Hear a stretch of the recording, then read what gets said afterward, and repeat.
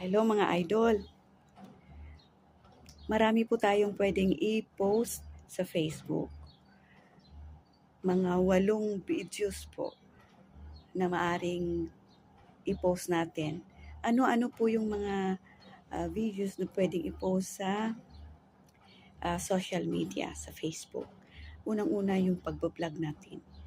Pagbablog ng mga araw-araw ng pagkabuhayan. Yun ang unang-una. Ang sunod ay tutorial, yung pagtuturo. Katulad ng pagtuturo ng paano magluto, paano mag-ayos ng bahay, paano yung ganong pagtuturo, mga kasanayan. So pangatlo mga lodi ay ang gaming, yung paglalaro. Pwede po yun nating i-post sa Facebook kung yun po ang gusto ninyong i-post.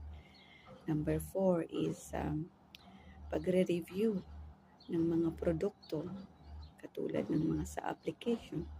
Ganun po mga lodi. Ang pang-apat naman po mga lodi ay yun pong